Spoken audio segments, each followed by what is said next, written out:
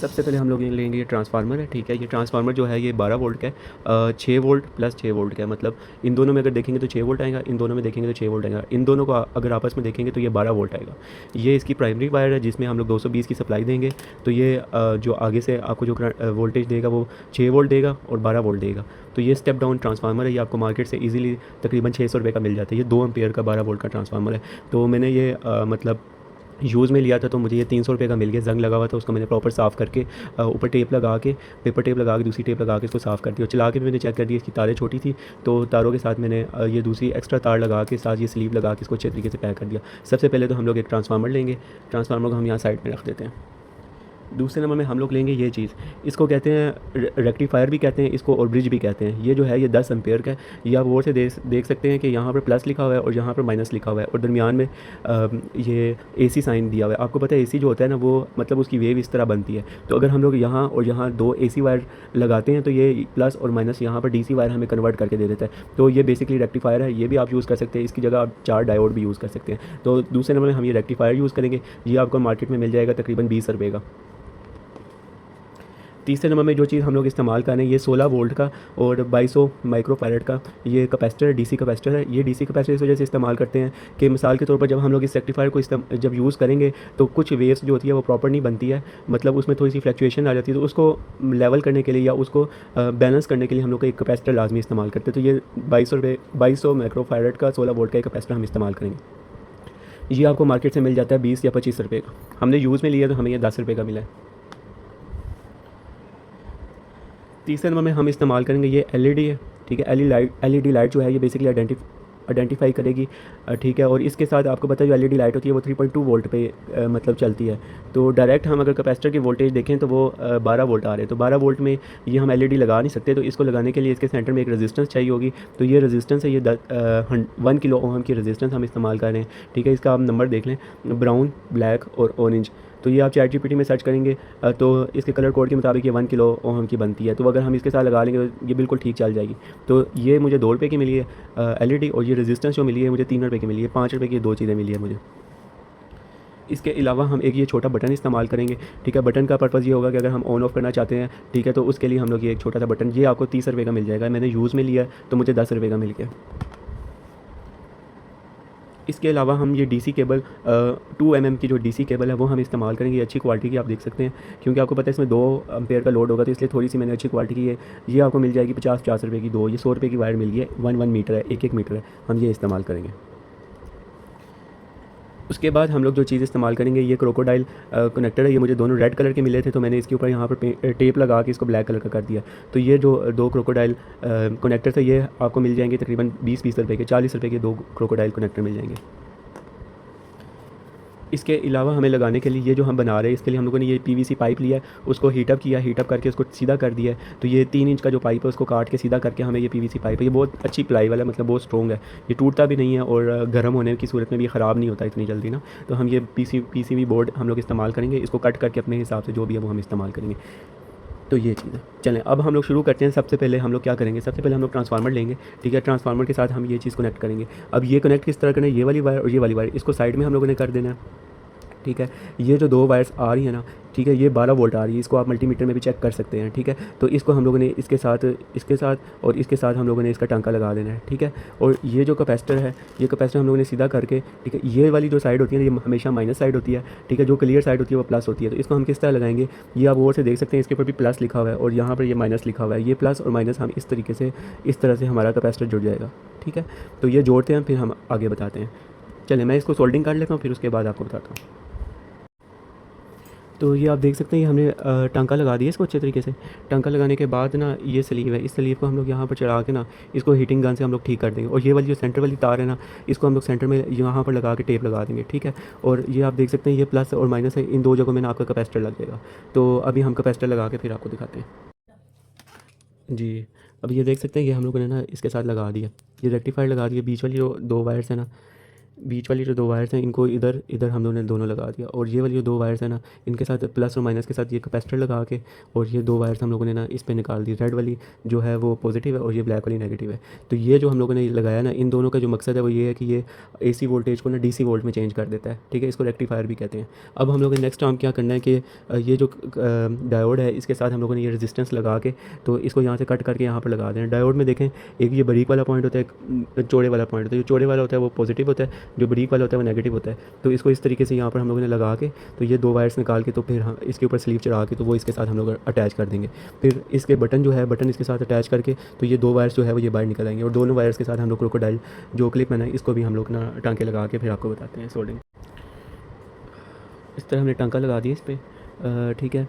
तो ये आप देख सकते हैं कि ये जो मतलब ये जो मोटी वाली साइड होती है ना, इसमें ये देखें एलईडी में, ये जो मोटी वाली साइड है ना, इसके साथ हम ये कैथोड होता है, इसके सामने नेगेटिव वायर लगा दी, और जो पतली वाली तार है ना, इसके साथ हम लोगों ने ये रेड तार लगा दी, ठीक है। अब इसके बाद हमने इसको इसके साथ लगा देना है, इसको इसके साथ लगा देना है, और इसको इसके साथ लगा दी, इंडिकेटिंग लाइट है, ठीक है। और यहीं से हमने इसके साथ 2 वायर एक वायर निकाल के हम लोगों ने वायर लगा निकाल लेनी है, और इसी तरह इसमें एक वायर निकाल के हम लोगों ने वायर लगा देनी है।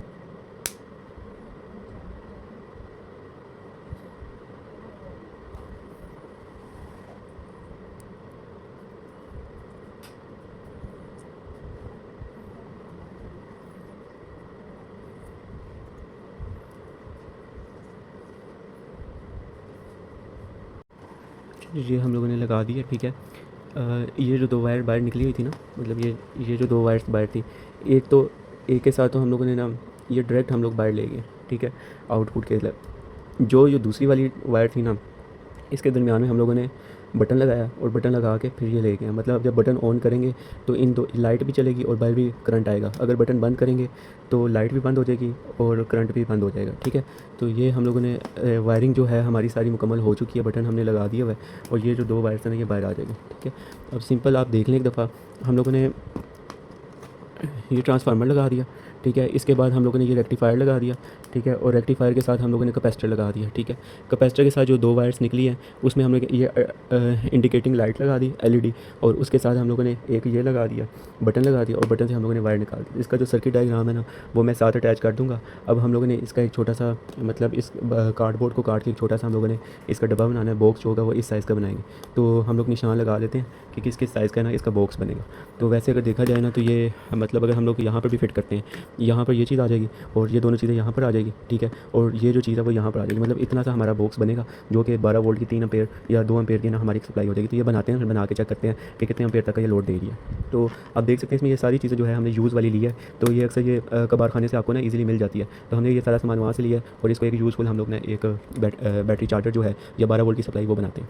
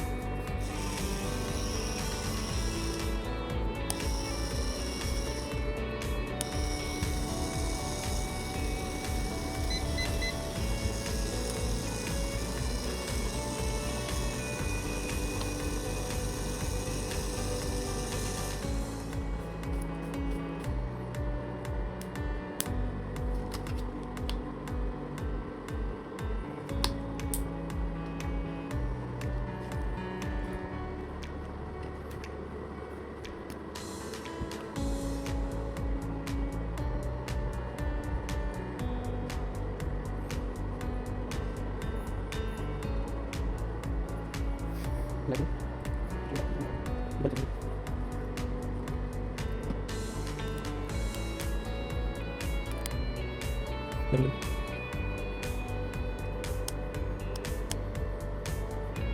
लग वो लग भाई